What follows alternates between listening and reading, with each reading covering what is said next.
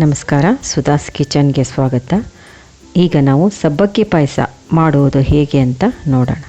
ಬೇಕಾಗುವ ಸಾಮಗ್ರಿಗಳು: ಸಬ್ಬಕ್ಕಿ ಅರ್ಧ ಕಪ್ ನೆಂದಿರೋದು ತಗೊಂಡಿದ್ದೀನಿ. ಸಬ್ಬಕ್ಕಿನ 3 ಗಂಟೆ ನೆನೆಸ್ಕೊಂಡಿದ್ದೀನಿ. ಬೆಲ್ಲ ಅರ್ಧ ಕಪ್ಪು, ಕಾಯಿ ತುರಿ 1 ಕಪ್ನಷ್ಟು ತಗೊಂಡು ರುಬ್ಕೊಂಡಿರೋದು ನೀರು ಹಾಕಿ ಫಿಲ್ಟರ್ ಮಾಡಿ ಇಟ್ಕೊಂಡಿದ್ದೀನಿ. ಬರೀ ಹಾಲಷ್ಟೇ ತಗೊಂಡಿದ್ದೀನಿ.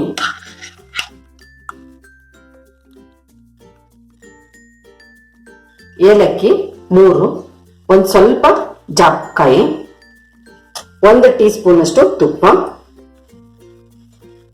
ಪಿಸ್ತಾ ಸ್ವಲ್ಪ, ಒಣ ದ್ರಾಕ್ಷಿ, ಗೋಡಂಬಿ ಸ್ವಲ್ಪ.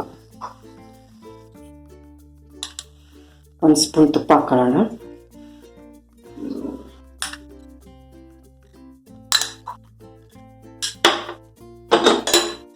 ಗೋಡಂಬಿ ದ್ರಾಕ್ಷಿ ಕರ್ಕೊಂಡ್ಬಿಡೋಣ. ಪಿಸ್ತಾ ಎಲ್ಲ ಹಾಕ್ತಾ ಇದ್ದೀನಿ.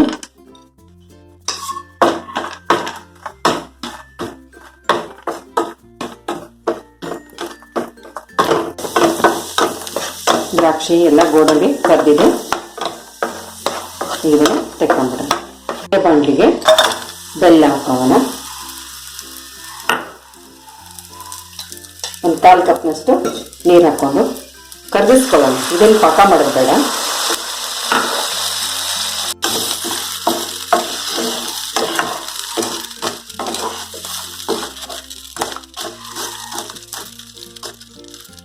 ಬೆಲ್ಲ ಎಲ್ಲ ಕರಗಿದೆ. ಇದನ್ನೀಗ ಪಕ್ಕಕ್ಕೆ ಎತ್ತಿಟ್ಕೊಳ್ಳೋಣ. ಒಂದು ಅರ್ಧ ಕಪ್ಪು ನೀರು ಹಾಕಿ ಕುದಿಯೋಕ್ಕಿಡೋಣ. ಈಗ ನೀರು ಕುದೀತಾ ಇದೆ. ನೆಂದಿರೋ ಸಬ್ಬಕ್ಕಿ ಹಾಕೋಣ.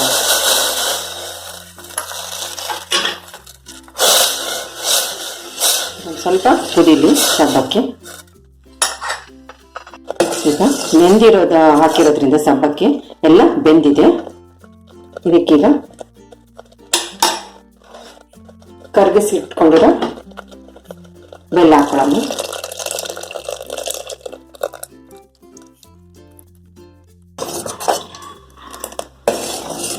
ಈ ಪಾಯಸ ಬೇಗನೆ ಆಗ್ಬಿಡುತ್ತೆ.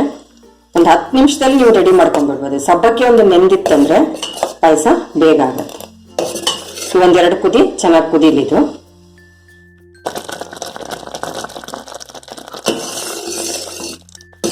ಚೆನ್ನಾಗಿ ಕುದೀತಾ ಇದೆ. ಒಂದು 5 ನಿಮಿಷ ಕುದಿಸ್ಕೊಂಡೆ ಇದನ್ನೀಗ. ಇದಕ್ಕೀಗ ಕಾಯಿ ಹಾಲು ಸೇರಿಸ್ಕೊಳ್ಳೋಣ.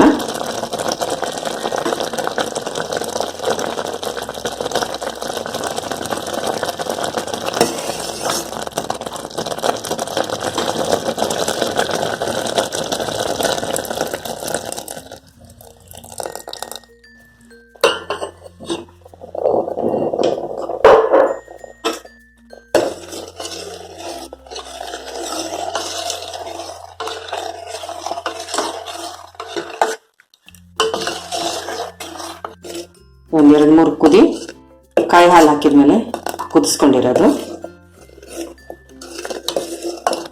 ಇದಕ್ಕೀಗ ಏಲಕ್ಕಿ ಪುಡಿ ಹಾಕೊಳ್ಳೋಣ.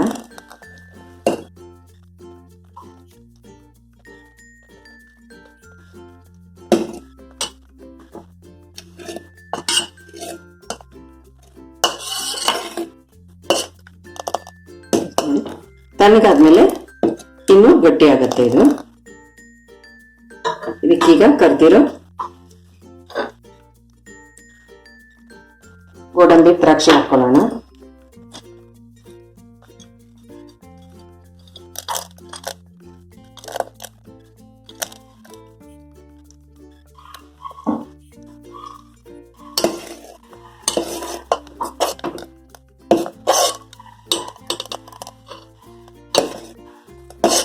ಈಗ ಸಬ್ಬಕ್ಕಿ ಪಾಯಸ ರೆಡಿಯಾಗಿದೆ.